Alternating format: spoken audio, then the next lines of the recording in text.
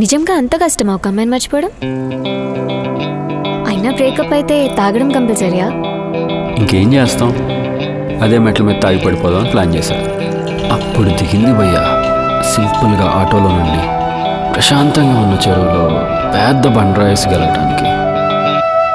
Exactly 3 hours ముందు నేను first time చూసినప్పుడు this is the worst day of my life అనుకున్నా.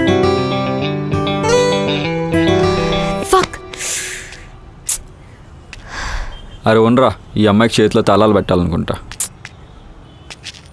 Hi stranger. ఒకసారి ఫోన్ ఇస్తారా? ప్రియాంక ఎవరు? వేరే నెంబర్ చెత్తనా కొడుక. నీకెందుకురా సమస్య, తాగి పడిపోక. ఓయా శనివారం వెంకటేశ్వర స్వామి. ఈ శనివారం మంగళవారం బ్యాచ్లో మర్డర్ చేయాలి. ఇటీ పాపం కోడెంత ఫీల్ అయిద్దో. నేను అనుకున్నంత ఎదవైతే కాదు, పర్లేదు, మంచోడిలాగే ఉన్నా. Fuck off, I'm sorry for ruining a perfect night. పోయే రైల్వే స్టేషన్ మెట్ల మీద తాగి పడిపో. కార్తిక్ నా బాయ్ ఫ్రెండ్, తన కోసమే ఇక్కడికి వచ్చాను. ఫ్రేమ్ రేట్ మొత్తం చేంజ్ అయ్యి సడన్గా సీన్లన్నీ స్లో మోషన్లో రన్ అవుతున్నట్టు అనిపిస్తుంది.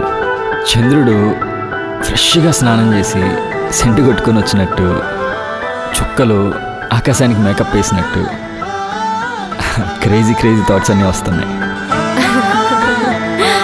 అలాంటి అమ్మాయికి ఒక గంట బాయ్ ఫ్రెండ్గా ఉండి ఒక హగ్, ఒక కిస్సు ఇచ్చినా చాలరా, ఏదో పీకేసిన ఫీలింగ్ వస్తుంది.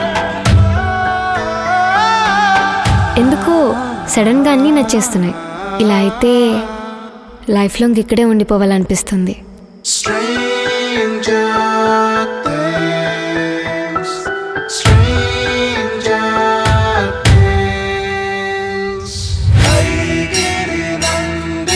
బాబా ఇలా ఉందేంట్రా, ఇలాంటి అమ్మాయి రోడ్డు మీద తిరగకూడదురా.